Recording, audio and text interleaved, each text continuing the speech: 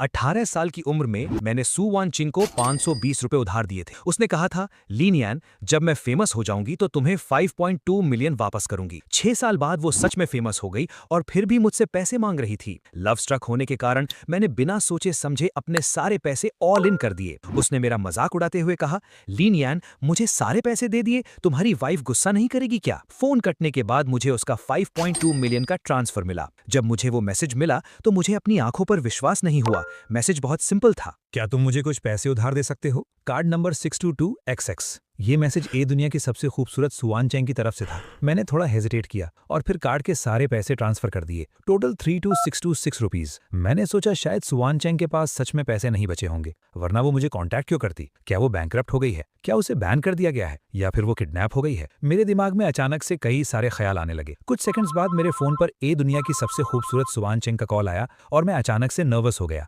Graduation के बाद से मेरा सुवान चैंग से कोई कांटेक्ट नहीं था। 7 साल बाद मुझे समझ नहीं आ रहा था कि मैं किस मूड या किस टोन में उसका कॉल उठाऊं। फोन की रिंग लगातार बज रही थी। मैंने एक गहरी सांस ली और कॉल रिसीव कर लिया। एंटी फ्रॉड सेंटर आपको चेतावनी देता है कि फ्रॉड के तरीके हर दिन बदल रहे हैं। अपनी सेफ्टी के लिए 3 ना और 1 हाँ का प्रिंसिपल याद रखें। अननोन लिंक पर क्लिक ना करें, अनजान कॉल पर भरोसा ना करें और अपनी पर्सनल डिटेल्स शेयर ना करें। पैसे ट्रांसफर करने से पहले हमेशा वेरीफाई करें। क्या मेरे साथ फ्रॉड हो गया है? मेरी खून पसीने की कमाई? तभी आवाज आई, सर क्या आपने इसे याद कर लिया? मैं एक पल के लिए सुन रह गया और बोला, हाँ याद कर लिया। फिर आवाज आई, तो प्लीज इसे एक बार रिपीट कर दीजिए। मैं अचानक सब भूल गया, बहुत ऑकवर्ड हो गया था। मुझे ये पूरी कहानी रटनी क्यों पड़ रही है? तभी फोन की दूसरी तरफ से एक जानी पहचानी आवाज आई। उसकी टोन में थोड़ी लाचारी थी। लीनियान, इतने सालों बाद भी तुम इतने बेवकूफ कैसे हो सकते हो? स्वान चेंग की मीठी आवाज स्पीकर से आ रही थी। मैं अचानक इतना घबरा गया और नर्वस हो गया कि मुझे समझ नहीं आया कि मैं क्या बोलूं। तुमने अपने सारे पैसे मुझे दे दिए, तुम्हारी वाइफ को पता चला तो वो गुस्सा तो नहीं करेगी ना? स्वान चेंग ने मुझे चिढ़ाते हुए हंसकर कहा। मैं निशब्द हो गया और बोला, तो फिर मेरे पैसे मुझे वापस कर दो। वो धीरे से हंसी और बोली, हम अभी एक शो रिकॉर्ड कर रहे हैं, थोड़ी देर में बात करते हैं। उसकी साफ आवाज फिर से फोन से आई और उसने आगे कहा, याद से एंटी फ्रॉड ऐप डाउनलोड कर लेना। मेरा चेहरा शर्म से और लाल हो गया और कॉल कट हो गया। मैं कुछ और सोच पाता उससे पहले ही मुझे एक ट्रांसफर नोटिफिकेशन मिला। स्वान चेंग ने तुम्हें 5.2 मिलियन ट्रांसफर किए हैं। मैं उन जीरोस की लंबी लाइन को देखता रह गया। मेरी आंखें चौंधिया गई। मैंने अपनी आंखें मली, उन्हें फिर से गिना और खुद को चुटकी काटी। बहुत दर्द हुआ। मतलब मैं सपना नहीं देख रहा था। 5.2 मिलियन! क्या स्वान चेंग ने खुद ही एंटी फ्रॉड ऐप इंस्टॉल कर लिया है? मुझे 7 साल पहले की वो दरमियां याद आ गई जब मैंने स्वान चेंग को 520 रुपीज उधार दिए थे और उसने कहा था कि जब वो फेमस हो जाएगी तो मुझे 5.2 मिलियन वापस करेगी। मुझे लगा था कि वो बस एक मजाक था। 5.2 मिलियन उसके लिए शायद बहुत छोटी रकम हो, लेकिन मेरे जैसे इंसान जिसकी सैलरी 5500 है और जिसकी जिंदगी कॉफी से भी ज्यादा कड़वी है, ये एक बहुत बड़ा अमाउंट था। ये बहुत बड़ी रकम अचानक से मेरे लिए एक मुसीबत बन गई थी और मुझे समझ नहीं आ रहा था कि मैं क्या करूं। बहुत देर तक सोचने के बाद मैंने अपने बेस्ट फ्रेंड को एक मैसेज किया। उसने मुझे तुरंत कॉल किया और उसकी आवाज में बहुत एक्साइटमेंट थी। तो वो बेवकूफ तुम ही थे। तुमने मुझे कभी क्यों नहीं बताया कि तुम सू वानक्विंग को जानते हो? मैंने पूछा, कौन सा बेवकूफ? मेरे दोस्त ने मुझे वीबो की एक ट्रेंडिंग पोस्ट शेयर की जिसका टाइटल था, सू वानक्विंग पैसे उधार ले रही है। मैंने लाइव स्ट्रीम का रीप्ले ओपन किया। असल में प्रोडक्शन टीम ने सू वानक्विंग और कुछ और गेस्ट्स को एंटी फ्रॉड अवेयरनेस प्रमोट करने के लिए बुलाया था। बीच में गेम सेगमेंट था जहां टीम ने गेस्ट्स को स्कैमर बनने के लिए कहा। उन्हें अपने कॉन्टैक्ट लिस्ट के सबसे पहले नंबर पर मैसेज करके पैसे मांगने थे। सू वानक्विंग ने सीधी टाइप किया, क्या तुम मुझे कुछ पैसे उधार दे सकते हो? Card number 622XX। बाकी लोगों ने उसका मजाक उड़ाया कि अगर कोई इस पर यकीन कर ले तो वो पक्का कोई बेवकूफी होगा। इसके बाद सू वानक्विंग ने वो मैसेज अपने कॉन्टैक्ट लिस्ट के सबसे पहले नंबर को भेज दिया जिसे ए बेवकूफ के नाम से सेव किया गया था। और फिर वो मैसेज मुझे मिल गया और मैंने अपना सारा पैसा ऑल इन कर दिया। ये देखकर वहां सब लोग जोर जोर से हंसने लगे। सब हंस रहे थे कि ये तो सच में बेवकूफ है। किसी ने ताना मारा, उसने तुम्हें सिर्फ 30,000 दिए हैं, तुम्हारी पॉपुलैरिटी कुछ खास नहीं है। उन सब में सिर्फ सू वानक्विंग की आंखें नम हो गई थी और उसने धीरे से कहा, इतने सालों बाद भी ये इतना बेवकूफ कैसे है? और उसके बाद ही मुझे एंटी फ्रॉड अवेयरनेस बढ़ाने वाला वो कॉल आया था। मैंने कमेंट सेक्शन के कुछ टॉप कमेंट्स ओपन किए। ये लियन न्यान कौन है? ये मेरी गॉडेस की कॉन्टैक्ट लिस्ट में सबसे ऊपर है और ये निकनेम तो बहुत ही खास लग रहा है। इसमें प्यार और थोड़ी लाचारी दिख रही है। और क्या ये सच में इस दोस्त की सारी सेविंग्स हैं? ये लियन न्यान पक्का मेरी गॉडेस को पसंद करता है, वरना कोई इतने सस्ते स्कैम में कैसे फंस सकता है? सिर्फ अपने क्रश के सामने ही इंसान का आईक्यू इतना गिर जाता है। मेरा दिमाग सुन हो गया।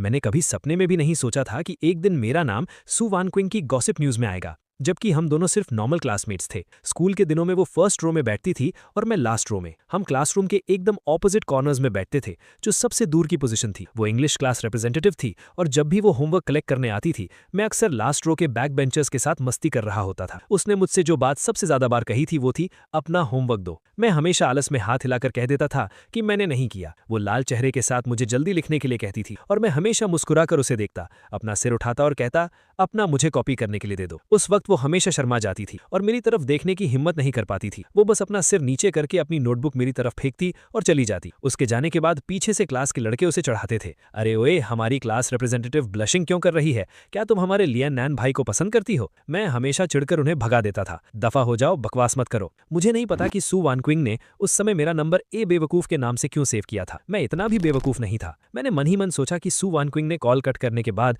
मुझे 5.2 मिलियन ट्रांसफर कर दिए हैं और अब मैं उन्हें वापस ट्रांसफर नहीं कर पा रहा हूं। मैंने हिचकिचाते हुए सारी बात अपने दोस्त को बताई और पूछा, अब बताओ मैं क्या करूं? मेरे दोस्त की तेज आवाज फोन से आई, तो फिर जल्दी से अपना रेजिग्नेशन लेटर अपने बॉस के गंजे सिर पर मारो। अब तुम अमीर बन गए हो, अब उस बेकार सी जॉब के लिए कौन परेशान होगा? दोस्त के अमीर होने के बाद मुझे भूल मत जाना, मुझे भी अपने साथ ले चलो। मैंने अपना सिर खुजलाया। मुझे अभी भी कुछ समझ नहीं आ रहा था। तभी मेरे फोन की स्क्रीन पर सू वॉन्ग चिंग का कॉल आया। मैंने गहरी सांस ली और कॉल उठा लिया। लियान, क्या आज तुम्हारे पास मिलने का टाइम है? काम के बाद मिले। मैंने सोचा ये भी ठीक है, कम से कम मैं उसके वो अचानक आए पैसे वापस कर दूंगा। मैंने कहा ठीक है, मैं इंतजार करूंगा। फिर उसने मुझे एक एड्रेस भेजा जो एक बहुत ही हाई एंड प्राइवेट रेस्टोरेंट था। कॉल कट होने के बाद मैं एकदम ख्यालों में खो गया। हालांकि एक पुराने क्लासमेट के साथ मीटिंग थी, लेकिन आखिरकार वो अब एक बड़ी स्टार बन चुकी थी। मुझे ऐसा लग रहा था जैसे मैं किसी ऑनलाइन डेट से पहली बार मिलने जा रहा हूँ। हर एक सेकंड एक साल के बराबर लग रहा था। टाइम पास करने के लिए मैंने अपने दोस्त को सू वॉन्ग चिंग से मिलने के बारे में बता दिया।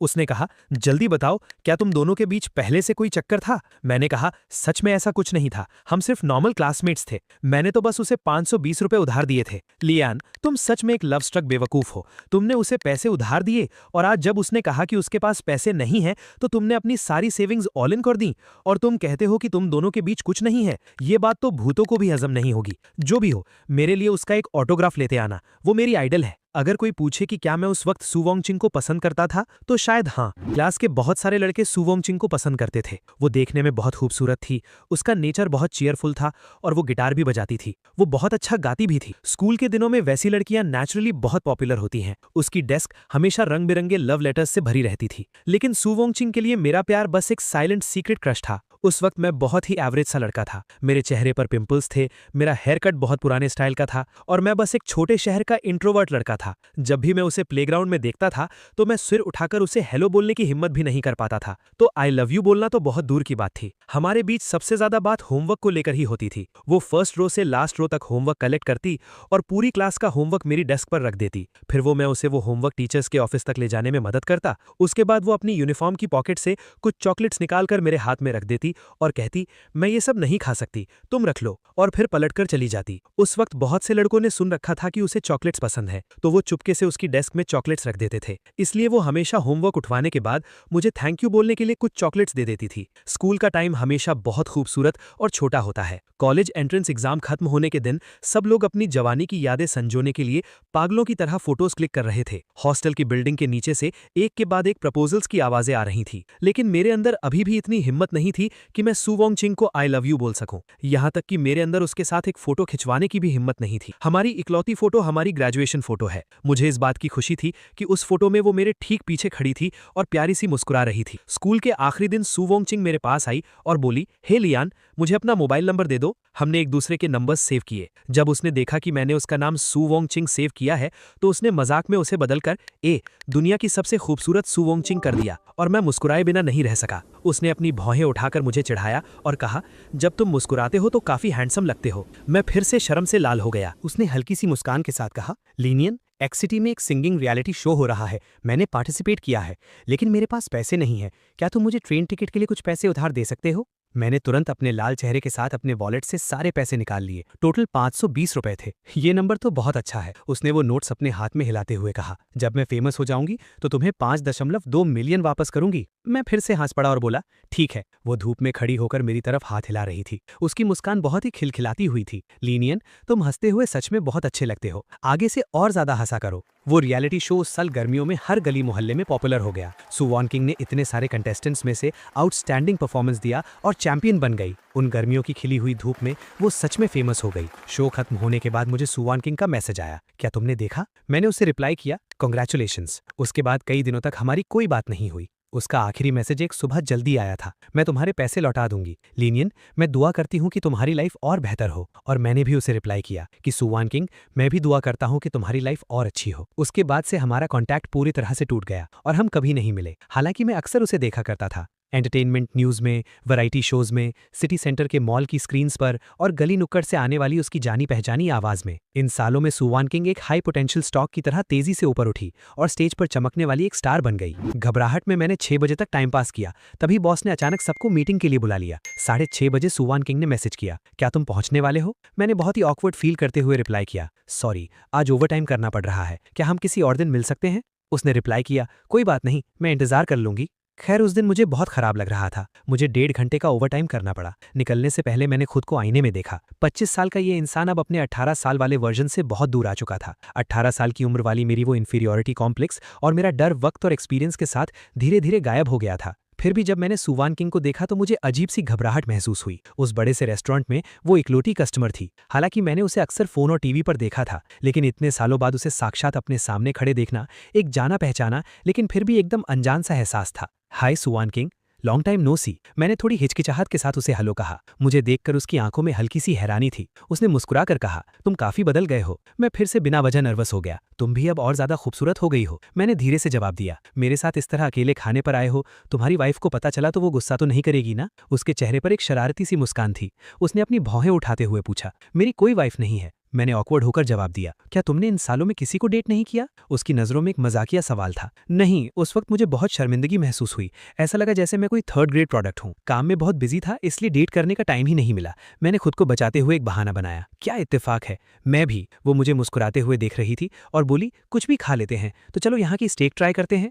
कुल मिलाकर वहाँ का माहौल बहुत ऑकवर्ड हो गया था, खासकर उस खाली रेस्टोरेंट में जहाँ सिर्फ हम दोनों थे। थोड़ी देर में वेटर मेरे सामने स्टेक ले आया और सू वॉन किंग के सामने सिर्फ एक वेजिटेबल सैलेड था। तुम नहीं खाओगी? मैंने हैरानी से पूछा। डिनर में हैवी नहीं खा सकती, कैमरे के सामने वजन 10 किलो ज्यादा लगता है। उसने थोड़ी उदासी से एक्सप्लेन किया, वैसे तुम पहले ही बहुत पतली हो, ज्यादा पतला होना हेल्थ के लिए अच्छा नहीं है। मैं उसे दिलासा देना चाहता था, लेकिन सू वॉन किंग ने सिर घुमाकर मेरी तरफ देखा। मैं इतनी भी पतली नहीं हूँ क्या? मैं एक पल के लिए शांत हो गया। नहीं, एकदम परफेक्ट। कैमरा में सू वॉन किंग की बॉडी एकदम परफेक्ट लगती थी, लेकिन असलियत में वो थोड़ी ज्यादा पतली थी। तभी लोग कहते हैं कि कैमरा में पतले दिखने वाले स्टार्स असलियत में लकड़ी की तरह होते हैं। और वैसे भी लीनियान, मेरी हेल्थ बहुत अच्छी है। सू वॉन किंग ने अपनी बात जोड़ी और इसकी वजह से मुझे फिर से समझ में नहीं आया कि मैं क्या कहूँ। मेरा मतलब था कि डाइटिंग करना हेल्थ के लिए खराब है। मैंने जल्दी से एक्सप्लेन किया। उसने भौएं उठाते हुए मेरी तरफ देखा, तो मुझे एक पीस स्टेक का काट कर दो। मेरा नाइफ और फॉर्क हवा में ही रुक गया। मैं थोड़ा कंफ्यूज हो गया, पता नहीं मैं क्या सोच रहा था। मैंने जादू के असर में एक पीस काटा और उसे दे दिया, और उसने सच में मेरे फॉर्क से वो स्टेक का पीस खा लिया। उसने अपने लिए एक अलग ऑर्डर क्यों नहीं किया? ऐसा तो नहीं कि वो थोड़े से पैसे बचाना चाहती थी, या फिर मुझे वो पैसे ट्रांसफर करने के बाद वो गरीब हो गई थी? ऐसा नहीं हो सकता। क्या स्टार्स बहुत अमीर नहीं होते? मैंने सुना है कि उनकी एक कार ही करोड़ों की होती है। मैंने अपने दिमाग में चल रहे इन सारे सवालों को रोका और सू वॉन किंग से मेन टॉपिक पर बात की। सू वॉन किंग, मैं वो पैसे नहीं ले सकता। वो आराम से अपने सामने रखे हरे सैलेड को फॉर्क से खा रही थी। वो पैसे तुम्हें वापस करने के लिए ही थे। क्या हमने पहले ही इस बारे में बात नहीं कर ली थी? वो तो बस एक मजाक था, मैंने इसे सीरियसली नहीं लिया था। मैंने जल्दी से एक्सप्लेन किया, लेकिन मैंने इसे सीरियसली लिया था। ये तुम्हारा हक है, तुम मेरे सबसे पहले एंजल इन्वेस्टर हो, लेकिन मैं ये पैसे एक्सेप्ट नहीं कर सकता। ऐसा लग रहा था कि सू वॉन किंग इस बारे में और बात नहीं करना चाहती। उसने धीरे से अपना सिर उठाया और मेरी तरफ देखा। तुम आजकल क्या काम करते हो? Graphic designing. मैं उसके अचानक टॉपिक चेंज करने पर थोड़ा कंफ्यूज हो गया। मेरा दिमाग कहीं और ही था और पता नहीं कैसे मैंने बेवकूफी में पूछ लिया, और तुम? वो अपनी हंसी रोक नहीं पाई। मैं एक सिंगर हूँ। वहां अचानक से सन्नाटा छा गया। मैंने खुद को थोड़ा संभाला और फिर पूछा, क्या तुम्हें 5 इंश्योरेंसेज एंड 1 हाउसिंग फंड नहीं मिलता? वो अपनी हंसी रोकते हुए मुस्कुराकर मेरी तरफ देख रही थी। उसने सीरियसली कहा, मुझे कोई इंश्योरेंस या फंड नहीं मिलता, वीकेंड्स की छुट्टी नहीं मिलती और कोई ओवरटाइम पे भी नहीं मिलता। हाँ, तो तुम स्टार्स की लाइफ भी इतनी आसान नहीं है? फिर से वहां एक बहुत ही अजीब सा सन्नाटा छा गया। मुझे सच में पता है कि किसी भी कॉन्वर्सेशन को कैसे खत्म करना है। सच कहूं तो मैं तुम्हारा फैन हूं। मैंने उस ऑकवर्ड माहौल को ठीक करने की कोशिश की। अच्छा, तो फिर तुम कभी मेरे कॉन्सर्ट में क्यों नहीं आए? तुम्हारे टिकट्स बहुत महंगे होते हैं। महंगे होने के साथ साथ उन्हें खरीदना भी बहुत मुश्किल है। अपने अगले कॉन्सर्ट में मैं तुम्हें इनवाइट करूंगी। सू वॉन किंग के चेहरे पर एक हल्की सी मुस्कान थी और वो मुझे ही देखे जा रही थी। तो क्या तुम मुझे अपना एक ऑटोग्राफ दे सकती हो? मुझे अचानक अपने दोस्त का दिया हुआ टास्क याद आ गया और मैंने एक फोटो और मार्कर निकाल लिया। हाँ बिल्कुल। सू वॉन किंग ने फोटो ली और अपने स्टाइल में अपना नाम साइन कर दिया। क्या तुम इसमें एक लाइन और लिख सकती हो? हाँ बिल्कुल। क्या लिखना है? सू वान क्विंग ने कैजुअली हंसते हुए पूछा। मुझे थोड़ा अजीब लगा, लेकिन मैंने हिचकिचाते हुए कहा, लिखना कि हस्बैंड जियांग चैंग, तुम और भी हैंडसम हो रहे हो। सू वान क्विंग की मुस्कान अचानक से गायब हो गई। उसका चेहरा उतर गया। ये जियांग चैंग कौन है? वो मेरा बेस्ट फ्रेंड है। नहीं, मैं ये नहीं लिख सकती। क्या तुम फैंस हमेशा अपने आइडल्स को वाइफ कहकर बुलाते हो? सू वान क्विंग ने अपनी भौएं उठाई। उसकी आंखों में एक मजाक था। हाँ, मैंने हिम्मत जुटाकर जवाब दिया, लेकिन तुम गलत मत समझना, मैं ऐसा नहीं बुलाता। मैंने जल्दी से एक्सप्लेन किया, मैं तो बस एक सच्चा एडमायरर हूँ। उसने धीरे से कुछ बार हंसा और मैं मारे शर्म के जमीन में गड़ना चाहता था। तो तुम्हें कौन सा स्टार पसंद है? उसने फिर सिर उठाकर मेरी तरफ देखा। मुझे जियांग रुक्शुए पसंद है। क्या तुम मुझे उसका ऑटोग्राफ दिला सकती हो? जियांग रुक्शुए इन दिनों बहुत पॉपुलर हो रही यंग स्टार है। वो बहुत स्वीट और ब्यूटीफुल है। मैंने उसके बहुत सारे शोज देखे हैं और एंटरटेनमेंट इंडस्ट्री में वो और सू वांगचिंग बहुत अच्छे दोस्त माने जाते हैं। बहुत से नेटिजन्स उन दोनों का सीपी भी शिप करते हैं। हाँ ठीक है, क्या लिखना है? सू वांगचिंग ने बहुत ही नॉर्मल टोन में अपनी भौहें उठाते हुए मेरी तरफ देखा। लिखवाना कि हस्बैंड लिनियान, तुम और भी हैंडसम हो रहे हो। मैंने उम्मीद भरी नजरों से देखा। क्या ये हो सकता है? सू वांगचिंग का चेहरा अचानक से गुस्से से लाल हो गया। बिल्कुल नहीं। क्यों? क्या तुम दोनों बहुत अच्छे दोस्त नहीं हो? मैंने डरते हुए पूछा। अब हमारी उतनी नहीं बनती, उसने मुंह बनाते हुए कहा। ऐसा कब हुआ? मैंने अभी 2 दिन पहले ही तुम्हारा शो देखा था, तुम दोनों काफी क्लोज लग रही थी। मेरे अंदर का वो गॉसिप करने वाला कीड़ा अचानक से जाग उठा। उसने जवाब दिया, बस अभी कुछ देर पहले ही। एंटरटेनमेंट इंडस्ट्री की ये फेक दोस्ती। लिनियान, क्या तुमने नहीं कहा था कि तुम मेरी फैन हो? तो फिर ये जियांग रुक्शुए बीच में कहां से आ गई? मुझे नहीं पता था कि तुम एक प्लेबॉय हो। क्या इसे प्लेबॉय कहते हैं? मैं दिन में 3 घंटे शॉर्ट वीडियो स्क्रॉल करता हूँ और 80 अलग अलग लड़कियों से प्यार कर बैठता हूँ। कुल मिलाकर उस दिन की मीटिंग सच में बहुत ही ऑकवर्ड थी। इतनी ऑकवर्ड कि मैं बता नहीं सकता। फिर भी सू वांगचिंग ने मुझसे कहा, लिनियान, आज तुमसे बात करके बहुत अच्छा लगा। आखिरकार मैं खुद को रोक नहीं पाया और मैंने फिर से पुरानी बात छेड़ दी। सू वांगचिंग, माना कि मैंने तुम्हें उस समय पैसे उधार दिए थे, लेकिन तुम्हें मुझे इतने पैसे वापस करने की सच में कोई जरूरत नहीं है। आज का डिनर भी काफी महंगा था, तो बस ये समझ लो कि तुमने मेरा उधार चुका दिया है। तुम मुझे अपने अकाउंट डिटेल्स दे दो, मैं तुम्हें वो पैसे वापस ट्रांसफर कर देता हूँ। मेरे अकाउंट में आजकल कुछ इशू चल रहा है, तो वो पैसे अभी तुम अपने पास ही रखो। सू वांगचिंग ने मुझे बहुत शांति से जवाब दिया। मैंने कैलकुलेट किया, उन पैसों का एक दिन का इंटरेस्ट मेरी एक दिन की सैलरी से भी ज्यादा था। सच में लाइफ कितनी अनफेयर है। ये पैसे बहुत ज्यादा है, इन्हें सेव करने पर एक दिन का इंटरेस्ट ही बहुत हो जाएगा। तो क्या मैं इन्हें तुम्हारे लिए एक सेविंग्स अकाउंट में डाल दूं? सू वांगचिंग ने फिर अपना फोन निकाला और मेरी तरफ हिलाया। क्या हम वीचैट पर ऐड नहीं हो सकते क्या? सच में? मैं पहली बार किसी स्टार को वीचैट पर ऐड कर रहा हूँ। वो अपनी हंसी रोक नहीं पाई, और वो भी तब जब स्टार खुद तुमसे तुम्हारा वीचैट मांग रही हो। उस दिन मैंने सू वांगचिंग को वीचैट पर ऐड कर लिया। ये किसी सपने जैसा लग रहा था, लेकिन जब मैंने अपना अकाउंट चेक किया तो जीरो की वो लंबी लाइन बिल्कुल असली थी। मैंने उस भारी रकम को एक बैंक में फिक्स डिपॉजिट में डाल दिया और बदले में मुझे 2 बॉटल सोयाबीन ऑयल गिफ्ट में मिला। अगले दिन ऑफिस में टाइम पास करते वक्त मुझे अचानक सू वांगचिंग का वीचैट मैसेज आया। लिनियान, क्या तुम मेरी एक मदद कर सकते हो? क्या तुम कुछ फोटोज एडिट कर दोगे? मैंने कहा हाँ बिल्कुल, और फिर मुझे उसकी फोटो शूट की एक पूरी सीरीज मिल गई। जब मैंने ऑफिस में छुपकर उन फोटोज को ओपन किया तो मेरा चेहरा शर्म से लाल हो गया। मैंने फोटोज में सू वांगचिंग को देखा। उसका सिर थोड़ा सा ऊपर उठा हुआ था और चेहरा साइड एंगल में था। उसकी नजरों में एक अजीब सी ठंडक और एक अलग ही जादू था।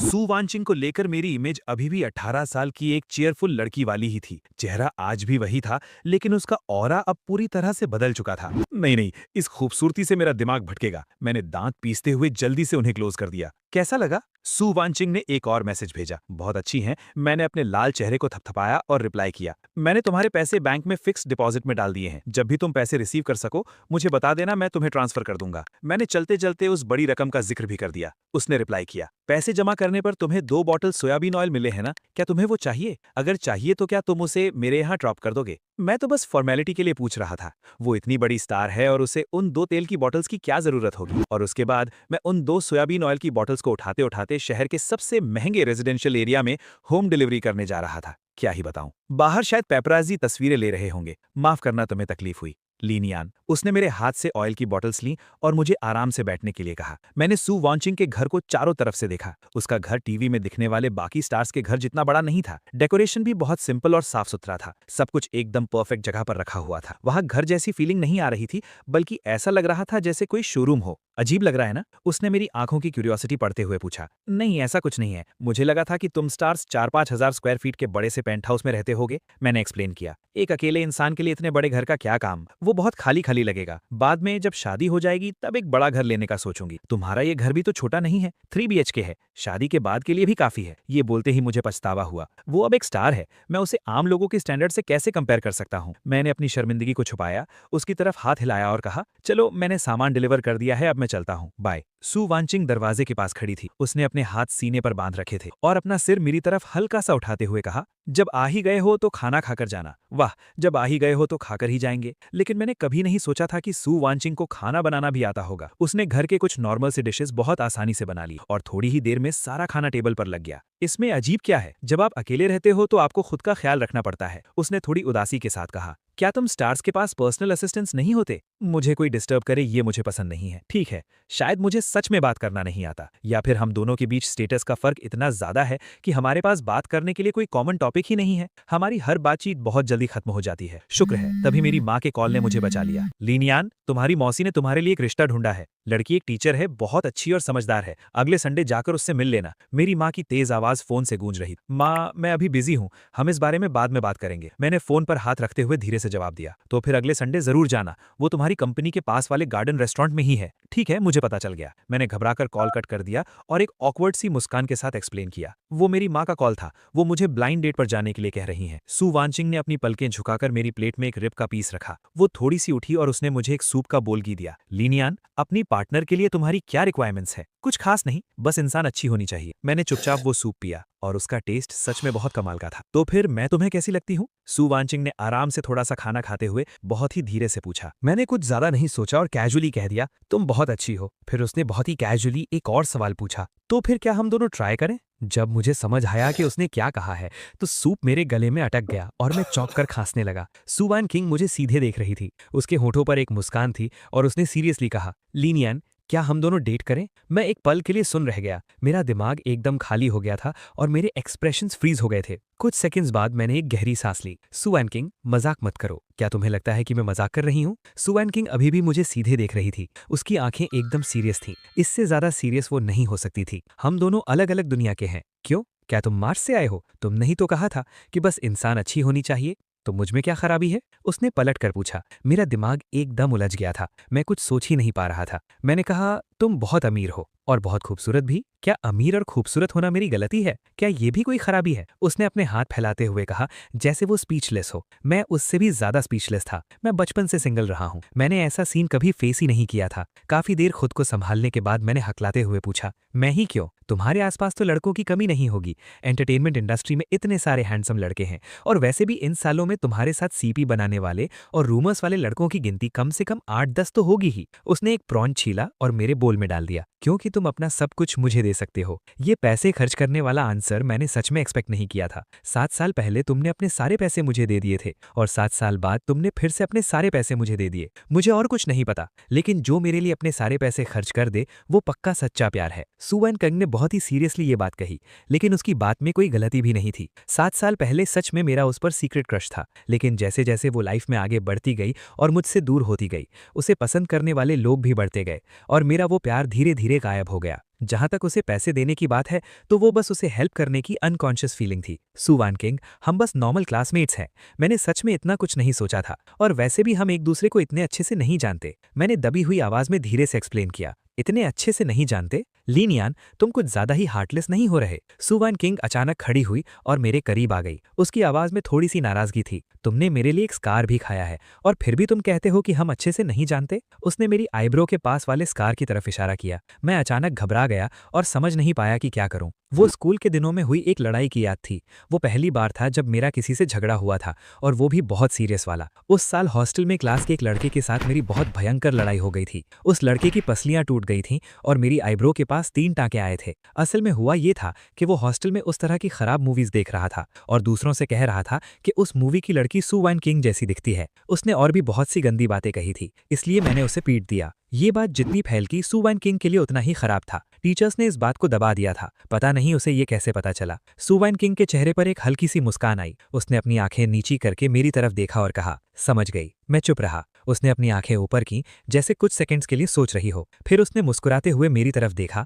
और वो पनिशमेंट वाला इंसिडेंट? मैं एक बेवकूफ की तरह रो रही थी। और तब मेरे साथ कौन था? मुझे पनिशमेंट वाली बात एकदम साफ साफ याद थी, क्योंकि वो उन कुछ मौकों में से एक था जब मैं सू वैन के साथ अकेले था। उस साल हमारी मैथ्स टीचर का मेनोपॉज चल रहा था और उनका गुस्सा बहुत खराब था। उनकी क्लास में कोई भी मस्ती करने की हिम्मत नहीं करता था, लेकिन एक बार जब वो टेस्ट पेपर डिस्कस करने वाली थी तो सू वैंगचिंग अपना पेपर घर भूल गई। टीचर ने कहा कि उसने जानबूझकर ऐसा किया है और उसे पनिशमेंट देकर क्लास के बाहर खड़ा कर दिया। टीचर ने स्टेज से बहुत गुस्से में कहा, जो भी पेपर नहीं लाया है वो बाहर जाकर खड़ा हो जाए। और फिर मैं भी मजे से बाहर चला गया। वो पहली बार पनिशमेंट पाकर क्लास के बाहर खड़ी चुपचाप रो रही थी। मैंने कहा, हे क्या सच में रोने की जरूरत है? मैंने उसे चढ़ाया, लेकिन उसने मुझे इग्नोर कर दिया। उसे बहुत एम्बैरेसमेंट फील हो रही थी, इसलिए वो रोती रही। मैं बस उसके पास खड़ा होकर उसे मुस्कुराते हुए देखता रहा। थोड़ी देर बाद मैंने उसकी पॉकेट में कुछ चॉकलेट्स डाल दी और कहा, ये लो कैंडी खाओ। आज भी ये सोचकर मुझे बहुत एक्साइटमेंट होती। उसने आगे कहा, और फिर गेस करो मुझे क्या पता चला? मैंने तुम्हारी डेस्क में तुम्हारा पेपर देखा था। सू वैंगचिंग के चेहरे पर एक चालाक सी मुस्कान थी। उसके होठों पर एक अजीब सी चमक थी। लीनियान,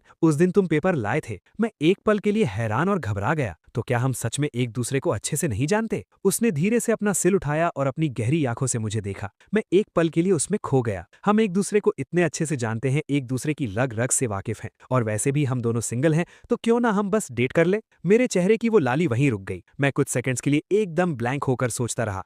फिर मैंने दांत पीसते हुए कहा, ठीक है, डेट करते हैं, इसमें मेरा कोई नुकसान नहीं है। मैंने वैसे भी कभी किसी स्टार को डेट नहीं किया है। सू वैंगचिंग अपनी हंसी रोक नहीं पाई। उसने हंसते हुए मेरे सिर पर हल्का सा मारा। तुम सच में बेवकूफ हो। ये बहुत अजीब था।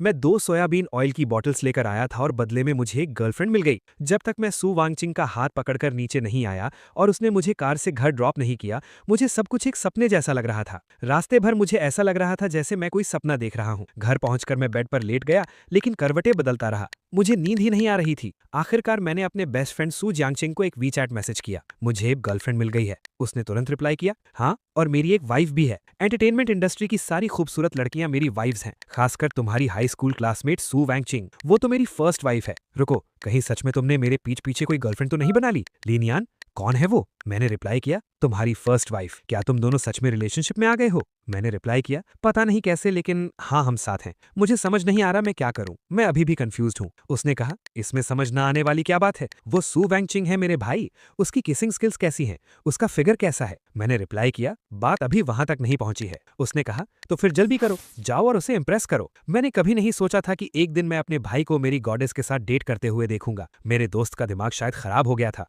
उसने हर दिन मुझे एक ही मैसेज भेजना शुरू कर दिया, क्या आज लीनियान ने सू वैंगचिंग को अपना बना लिया? नहीं, ऐसा नहीं है कि मैं ट्राई नहीं कर रहा था। बात बस इतनी थी कि मुझे कोई चांस ही नहीं मिल रहा था। अगले ही दिन सू वैंगचिंग एक प्रोग्राम की शूटिंग के लिए शहर से बाहर चली गई। रिलेशन में आने के तुरंत बाद ही हम लॉन्ग डिस्टेंस रिलेशनशिप में आ गए। उसका शेड्यूल बहुत बिजी रहता था। कभी कभी मेरे वीचैट मैसेजेस का रिप्लाई बहुत देर से आता था। जब उसे ब्रेक मिलता तो वो मुझे कॉल करती और कुछ रोमांटिक बातें करती, जिससे मैं इतना शर्मा जाता था कि हकलाने लगता था। कभी कभी मुझे उसके ऑर्डर किए हुए खाने के पार्सल और कोरियर मिलते थे, जो काफी महंगे होते थे। अगर मैं उन्हें मना करता तो वो नाराज हो जाती थी। मैं अपना फोन हाथ में लिए सोचता था कि ये सब कितना अनरियल लग रहा है। क्या रिलेशनशिप में होना ऐसा ही होता है? मैं फोन पर सू वांगचिंग से रिलेटेड न्यूज सर्च कर रहा था, तभी एक ट्रेंडिंग न्यूज सामने आई, जिसका टाइटल था सू वांगचिंग और लिन बेई का छुपाया ना छुपने वाला प्यार। उसके साथ नए प्रोग्राम के शूट की एक लीक्ड फोटो भी थी। लिन बेई कुछ बोल रहा था और सू वांगचिंग अपना सिर घुमाकर मुस्कुराते हुए उसे देख रही थी। कमेंट सेक्शन में सब कह रहे थे कि सू वांगचिंग की आंखों में लिन बेई के लिए बहुत प्यार दिख रहा है। लिन बेई एक नया पॉपुलर स्टार था और बहुत से नेटिजन्स उन दोनों का सीपी शिप कर रहे थे। वो फोटो मुझे बहुत चुभ रही थी। मैंने वीचैट ओपन किया और सू वांगचिंग को मैसेज किया, तुम कब वापस आ रही हो? बहुत देर तक उसका कोई रिप्लाई नहीं आया। जब इंसान बहुत इनसिक्योर फील करता है तो वो बहुत सी फालतू बातें सोचने लगता है। मैं उसके एक एक सोशल मीडिया अपडेट को ऐसे पढ़ने लगा जैसे कोई एग्जाम पेपर सॉल्व कर रहा हूं। मेरा दिमाग अजीबो गरीब ख्यालों से भर गया था कि क्या वो अभी किसी हैंडसम स्टार के साथ फ्लर्ट कर रही होगी। उस दिन उसने इतनी अजीब अजीब बातें कही थी कि किसी का भी दिमाग भटक जाए। मैं सोचने लगा कि शायद स्कूल टाइम में वो सच में मुझे पसंद करती थी, लेकिन फिर मुझे रियलिटी का एहसास हुआ। अगर वो मुझे पसंद करती भी थी तो क्या? 18 साल की उम्र में मेरे पास कुछ नहीं था, मैं कुछ नहीं जानता था। वो मुझे क्यों याद रखेगी? और सबसे बड़ी बात, वो सू वांगचिंग है। मेरे बेस्ट फ्रेंड के शब्दों में कहूं तो वो करोड़ों लड़कों का सपना है। उसने दुनिया की इतनी खूबसूरती देखी है, तो वो मुझे क्यों याद रखेगी? शायद उस दिन वो बस मजे ले रही थी और मुझे चिढ़ा रही थी, या शायद उसे कुछ नया लगा और वो ट्राई करना चाहती थी। अगर मैं ये सोचूं कि ये रिश्ता हमेशा चलेगा तो मुझे खुद इस बात पर यकीन नहीं होगा। इंसान का दिमाग भी अजीब होता है। एक बार ओवर थिंकिंग के लूप में फंस जाए तो बस सोचता ही चला जाता है। मैंने अपनी ग्रेजुएशन फोटो निकाली। उसमें 18 साल की सू वांगचिंग मेरे ठीक पीछे खड़ी हल्की सी मुस्कुरा रही थी। मुझे याद आया कि जब भी हम मिलते थे तो मैं अनकॉन्शियसली अपना सिर नीचे कर लेता था। शायद जब आप किसी को पसंद करते हैं तो आप अनकॉन्शियसली इनसिक्योर फील करने लगते हैं। पहले भी ऐसा ही था और आज भी ऐसा ही है। मैं खुद को रोक नहीं पाया और मैंने एक स्टेटस पोस्ट किया। तो आखिर में कहानी ये है कि हमारे पास एक साथ खिंचवाई हुई कोई सिंगल फोटो भी नहीं है। जिस इंसान ने मेरी पूरी जवानी को बांध कर रखा, उसने कभी पलटकर मेरी तरफ नहीं देखा। थोड़ी देर बाद जब मेरा मूड थोड़ा ठीक हुआ तो मैंने तुरंत वो स्टेटस डिलीट कर दिया। थोड़ा इमोशनल होकर ओवरथिंक करने का कोई फायदा नहीं है। कोई भी आपकी फीलिंग्स को नहीं समझेगा। फोन ओपन करके अपने बेस्ट फ्रेंड के शेयर किए हुए कुछ अच्छे वीडियोस देखने के बाद मेरा मूड अचानक से ठीक हो गया। लीनियान, शाम 6 बजे गार्डन रेस्टोरेंट पहुंच जाना, याद से जाना, मिस वू तुम्हारा इंतजार कर रही होगी। मेरी माँ ने अचानक मुझे वीचैट मैसेज करके उस ब्लाइंड डेट की याद दिला दी। मैं तो इसके बारे में पूरी तरह से भूल ही गया था। माँ, मैं नहीं जाना चाहता। मैच मेकर ने बताया है कि लड़की एक गवर्नमेंट एम्प्लॉई है, 27 साल की है, हाइट 1.67 मीटर्स है, बहुत अच्छी और समझदार है, उसके कंडीशंस बहुत अच्छे हैं। ऐसा मौका बार बार नहीं मिलता। चुपचाप तैयार होकर चले जाओ। मैंने दांत पीसते हुए सोचा, ठीक है, मैं जाऊंगा। अगर वो दूसरे लड़कों के साथ फ्लर्ट कर सकती है तो क्या मैं किसी और लड़की के साथ कैंडल लाइट डिनर नहीं कर सकता? लेकिन रियलिटी ने साबित कर दिया कि मैच मेकर की बातें सिर्फ मीठी मीठी बातें होती हैं। मैं इस मिस वू के बारे में क्या कहूं? अगर वो उछलेगी तब जाकर शायद उसकी हाइट 1.67 मीटर्स होगी। 27 साल की उम्र में उसके सिर पर मेरी माँ से भी कम बाल थे। वो सच में बहुत हैवी और स्टेडी लग रही थी। उसका वजन कम से कम 100 किलो तो होगा ही। इस मैडम ने खास तौर पर एक व्हाइट शर्ट पहनी हुई थी और वो चेयर पर बैठकर मिशलिन टायर के मैस्कॉट जैसी लग रही थी। सबसे ऑकवर्ड बात यह थी कि उसने एक डिस्काउंट कूपन खरीदा था, लेकिन वो कूपन हॉलिडेज पर वैलिड नहीं था। इस बात पर वो रेस्टोरेंट के स्टाफ से लड़ने लगी। मिस वू, रहने दीजिए ना। मैंने हिम्मत करके उसे शांत करने की कोशिश की। मैं वैसे तो बहुत रीजनेबल इंसान हूं, लेकिन आज मैं तुम्हारे लिए ये रूल तोड़ रही हूं। मिस्टर ली, मुझे आप काफी अच्छे लगे। आप फोटो से ज्यादा असलियत में हैंडसम है। हालांकि आपके पास गवर्नमेंट जॉब नहीं है, लेकिन मुझे कोई प्रॉब्लम नहीं है। हम दोनों डेट करके देख सकते हैं। अगर सब ठीक रहा तो शादी कर लेंगे। इस दुनिया में सच में बहुत अजीब लोग हैं। मैंने अपना आधा बिल टेबल पर छोड़ा और कहा, आप बहुत अच्छी हैं, लेकिन मैं आपके लायक नहीं हूं, और पलटकर वहां से निकल गया। वो मैडम तो मेरे पीछे पीछे ही आ गई, जिससे मुझे बहुत इरिटेशन होने लगी। लीनियन, अचानक एक साफ आवाज आई। मैंने मुड़कर देखा तो सू वॉन किंग एक प्योर ब्लैक स्पोर्ट्स कार के पास खड़ी थी। उसने एक बेसबॉल कैप पहनी हुई थी और वो मुझे अपनी तरफ बुला रही थी। उसकी आवाज में थोड़ी सी बेचैनी थी। एक पल के लिए मुझे डर लगा, लेकिन फिर मैंने सोचा शुरुआत तो उसने की थी ना, तो फिर मैं क्यों डरूं। मैं धीरे धीरे चलते हुए उसके पास गया। उसने सिर झुकाकर अपनी गहरी आंखों से मुझे देखा और पूछा, ये क्या कर रहे हो? मैंने अपने होंठ दबाए और धीरे से जवाब दिया, ब्लाइंड डेट। अचानक वो ठंडी हंसी हंसी और उसने मेरा कान पकड़ लिया। लीनियान, तुम मेरे लिए चीजें बहुत मुश्किल कर रहे हो, उसने धीरे से कहा और अचानक अपने पंजों पर खड़ी होकर मुझे किस कर लिया। मैं एक ही वक्त में घबराया हुआ भी था और डरा हुआ भी। उसने मास्क नहीं पहना था। अगर किसी ने उसे पहचान लिया तो क्या होगा? मैंने उसे धीरे से पीछे किया और कहा, रुको, यहाँ लोग हैं। मेरे बगल में खड़ी मेरी ब्लाइंड डेट वाली मैडम तो सदमे में थी। तुम्हारी गर्लफ्रेंड तो किसी स्टार जैसी दिखती है, तो फिर तुम मेरे साथ ब्लाइंड डेट पर क्यों आए? मेरे पास कोई ऑप्शन नहीं था, इसलिए मैं अपने लाल चेहरे के साथ सू वॉन किंग को कार में ले गया। अभी जो हुआ था उससे मेरी जान ही निकल गई थी। सू वॉन किंग गुस्से में मेरे साथ कार में बैठी थी। उसकी आंखों का गुस्सा अभी भी मेरे चेहरे पर ही टिका हुआ था। क्या वो मुझसे बेहतर है? मैं दुखी भी था और मुझे गुस्सा भी आ रहा था। मैंने सोचते हुए बस इतना कहा, उसके पास गवर्नमेंट जॉब है। सू वॉन किंग मेरी बात सुनकर एकदम स्पीचलेस हो गई और फिर ताना मारते हुए बोली, वो देखने में तुम्हारी माँ जैसी लगती। बड़ी उम्र की औरतें ज्यादा ख्याल रखती हैं। मैंने भी हार नहीं मानी और उसे जवाब दिया, तो इसका मतलब मैं तुम्हारा ख्याल नहीं रखती? उसके बाद उसने कार स्टार्ट की। इंजन जोर से आवाज करने लगा। मैं थोड़ा घबरा गया। तुम क्या कर रही हो? कोई अच्छी सी जगह चलते हैं जहां मैं तुम्हारा अच्छे से ख्याल रख सकूं। उसकी आवाज में ठंडक थी। मेरा वो मतलब नहीं था। तो फिर क्या मतलब था? तुम्हारी गर्लफ्रेंड है और तुम फिर भी ब्लाइंड डेट पर आए हो। उसकी आंखों में अभी भी गुस्सा था। तुमने ही तो पहले दूसरों के साथ फ्लर्ट किया था। मैंने वो गॉसिप न्यूज खोलकर उसके सामने कर दी। उसे देखकर वो जोर से हंस पड़ी और सीधा मेरा हाथ पकड़ लिया। तो तुम जेलस हो रहे हो? वो मुस्कुरा रही थी और उसकी मीठी आवाज मेरे कानों में गूंज रही थी। मेरे शरीर में एक अजीब सी सिहरन दौड़ गई। ऐसा कुछ नहीं है लीनियान, आगे से अगर कोई भी सवाल हो तो सीधा मुझसे पूछना, खुद से कुछ भी ओवरथिंक मत करना। फिर उसने अपना फोन अनलॉक किया और एक वीडियो निकाला। ये उनके प्रोग्राम के बिहाइंड द सीन्स का वीडियो था। मैं उसे नहीं देख रही थी, मैं खाने को देख रही थी। असल में लिन बेई के पास कुछ स्टाफ मेंबर्स खाना बना रहे थे। उस वक्त हम कई घंटों से रिकॉर्ड कर रहे थे और हम सब भूख से मर रहे थे। मैं लिन बेई को प्यार से नहीं देख रही थी, मैं उस खाने को देखकर ललचा रही थी। ये एक्सप्लेनेशन सुनने के बाद मैं खुद को हंसने से नहीं रोक पाया। मैं लिन बेई को पर्सनली नहीं जानती। ये सब बस पॉपुलैरिटी और हाइप के लिए किया जाता है, और उससे पहले वाले लोग भी। सच कहूं तो इस इंडस्ट्री में बहुत सी चीजें हमारे कंट्रोल में नहीं होती। जैसे 7 साल पहले हमारा कॉन्ट्रैक्ट टूट गया था।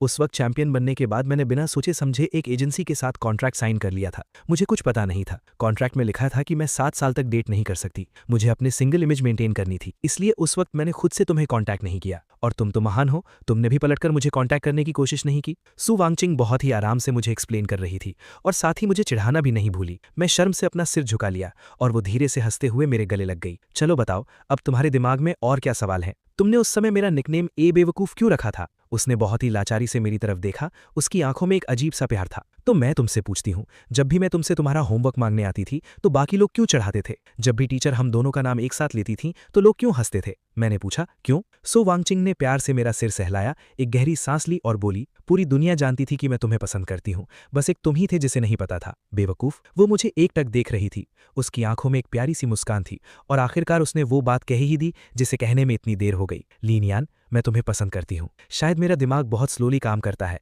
जब मुझे ये बात समझ आई तो मैं रो भी रहा था और हंस भी रहा था। मैंने उसे जवाब दिया, मैं भी। मैं सच में बहुत लकी हूँ। हमारा क्रश म्यूचुअल था। उस दिन सू वांगचिंग मुझे एक अम्यूजमेंट पार्क ले गई। वहां सिर्फ हम दोनों थे। उसने कहा कि वो मेरे साथ वो सब करना चाहती है जो नॉर्मल कपल्स डेट पर करते हैं। रात के समय अम्यूजमेंट पार्क का आसमान फायरवर्क से जगमगा रहा था। उसकी आंखों में पूरे आसमान के सितारे चमक रहे थे। लीनियान, अगर तुमने उस लव लेटर देने वाली लड़की से ये ना कहा होता कि हाई स्कूल में डेट करना मना है तो मैं बहुत पहले ही तुम्हें प्रपोज कर देती। और हाँ, मुझे चॉकलेट्स पसंद नहीं है। मुझे पता था कि किसी खास इंसान को चॉकलेट्स बहुत पसंद है, इसलिए मैं जानबूझकर वो तुम्हें देती थी। ग्रेजुएशन के बाद मेरे पेरेंट्स नहीं चाहते थे कि मैं म्यूजिक सीखूं। उन्होंने मुझे पैसे देना बंद कर दिया था। उस वक्त मैंने सोचा था कि अगर लीनियान मुझे पैसे उधार देगा तो मैं फ्यूचर में पक्का उससे शादी करूंगी। सच कहूं तो शुरुआत के कुछ साल बहुत टायरिंग थे।